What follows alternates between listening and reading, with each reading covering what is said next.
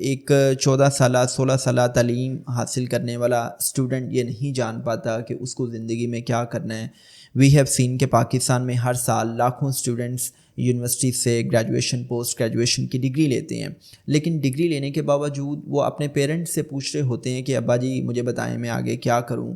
یا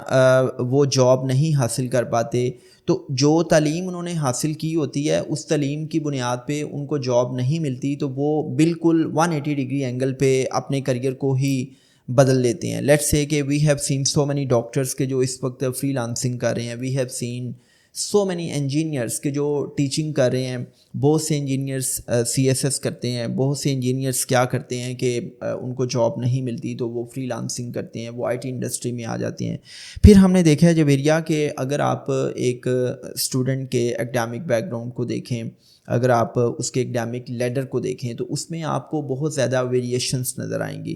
when it comes about variations, تو ایک وہ اسٹوڈنٹ کے جس نے میٹرک سائنس کے ساتھ کیا تھا, اس نے میٹرک میں بایو پڑھی تھی, وہ کسی کے کہنے پہ فرسٹ ایئر میں آئی سی ایس پڑھ رہا ہے, آئی سی ایس میں وہ کمپیوٹر اسٹڈیز پڑھ رہا ہے. پھر اس کو پتہ چلتا ہے کہ بھائی ملک میں انٹرپرینورشپ کی بات ہو رہی ہے, اکنامک ایکو سسٹم کی بات ہو رہی ہے, تو وہ بچہ کیا کرتا ہے کہ جی وہ سوچتا ہے کہ جی مجھے بزنس کرنا ہے, تو وہ بچہ بی بی اے کر لیتا ہے, وہ بچہ ایم بی اے کر لیتا ہے. ایم بی اے کرنے کے بعد ایک بچہ جس نے ایم بی اے میں مارکیٹنگ پڑھی تھی اس کو مارکیٹنگ نہیں کرنی آتی. ایک بچہ جس نے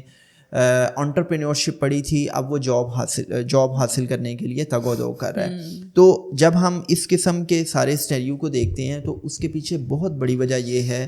کہ کسی بھی فورم پہ اسٹوڈنٹس کو یہ گائیڈ ہی نہیں کیا جاتا کہ بھائی آپ نے میٹرک کے بعد انٹر کے بعد کس اسٹڈی ڈسپلن کو چوز کرنا ہے.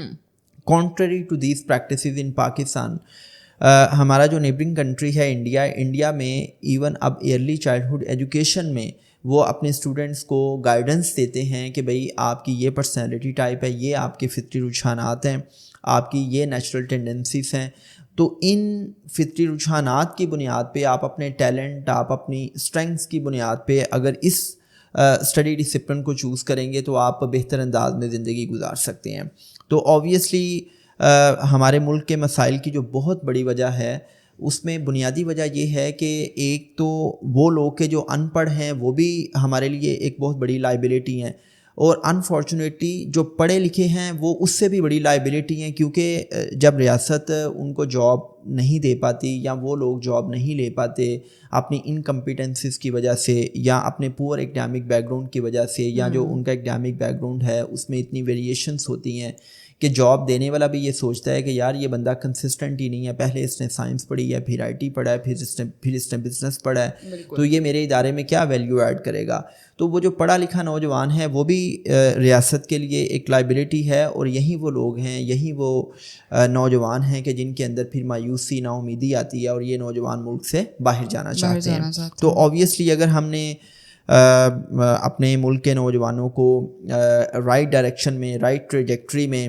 ڈال دیا, ان کو ہم نے کریئر لیڈر کے حوالے سے پراپر گائیڈنس دے دی, کوچنگ دے دی, تو آبویسلی نہ صرف ان کی پرسنل لائف میں ویلیو ایڈیشن ہوگی بلکہ نوجوان کلیکٹیولی ملک و قوم کی بہتر انداز میں خدمت کر سکتے ہیں.